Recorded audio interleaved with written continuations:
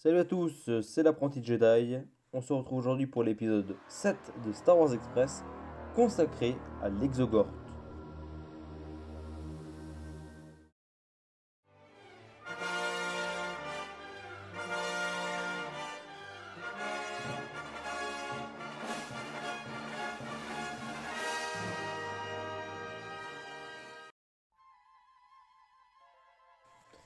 Alors, l'Exogorth, si ça se prononce bien comme ça, qu'est-ce que c'est? On le connaît également sous les doux noms de limace de l'espace ou ver de l'espace.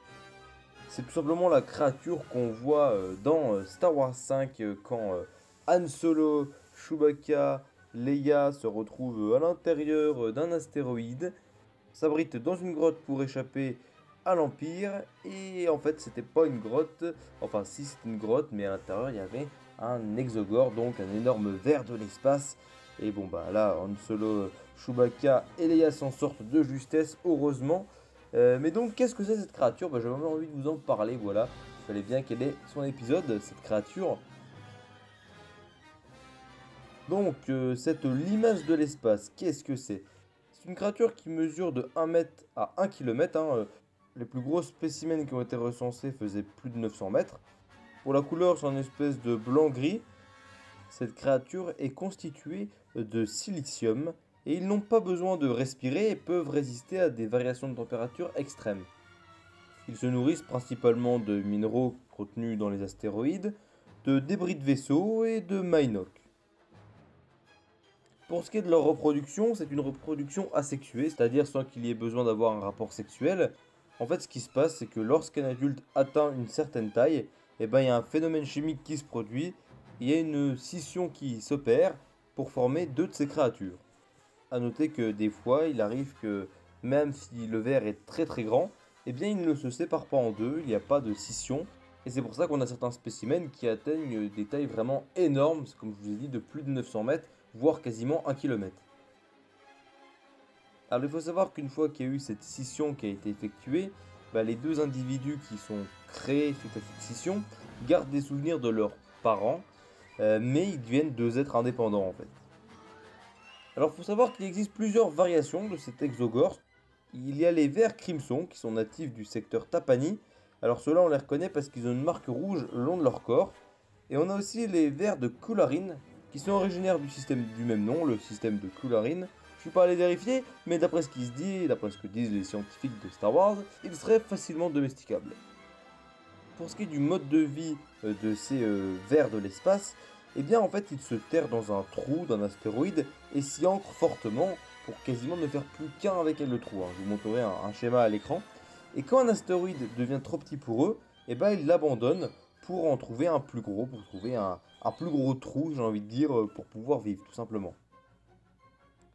Alors ils se déplacent d'un astéroïde à l'autre en se laissant dériver ou en utilisant les vents solaires.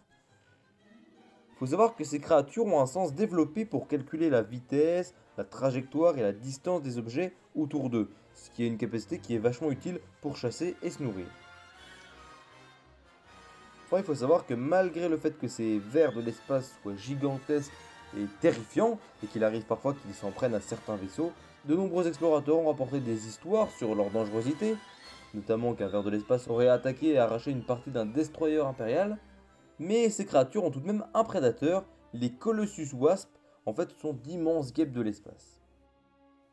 Il faut savoir qu'il y a eu des expériences qui ont été menées sur ces créatures. Alors ça fait partie de l'univers Legend. Si vous ne voulez pas vous faire spoil, je vous invite à vous arrêter là parce que ce que je vais vous raconter fait partie d'un roman de l'univers étendu de Star Wars. Donc il y a eu des expériences menées par la maison d'Adaska. Donc en fait la maison d'Adaska, elle trouva un moyen de contrôler les vers après la Grande Guerre Sith. Ce moyen était basé sur les recherches de Gorman Van Dyke. Les scientifiques d'Adascorp furent capables de contrôler la fin de ces créatures, leur croissance, leur système de fission reproductive. Et donc Arco Adaska plaça un mécanisme de contrôle et un système d'hyperdrive sur les créatures en pensant qu'il pourrait les vendre à la République, au Mandalorien ou au plus offrant en tout cas. Et donc avec ces modifications apportées par la société Adascorp, les exogorths pouvaient être envoyés à n'importe quel point de la galaxie. Et une fois sur place, ils devenaient de véritables armes, puisqu'ils dévoraient tout sur leur passage. Mais bon, Comment ça s'est fini? Bah en fait, tous s'affrontèrent brièvement mais férocement pour en avoir le contrôle, mais le résultat de cet événement, bah, c'est la mort d'Adaska et la fuite des Krasur. Donc voilà, cet épisode 7 de Star Wars Express consacré aux Exogorst, ou les vers de l'espace, ou limaces de l'espace, appelez-les comme vous voulez, est maintenant terminé. J'espère qu'il vous aura plu, n'hésitez pas à laisser un petit like, à commenter et à vous abonner. Et moi je vous dis à la prochaine pour une prochaine vidéo et pour un prochain épisode de Star Wars Express. Allez, bye bye, et que la force soit avec vous, jeune Padawan.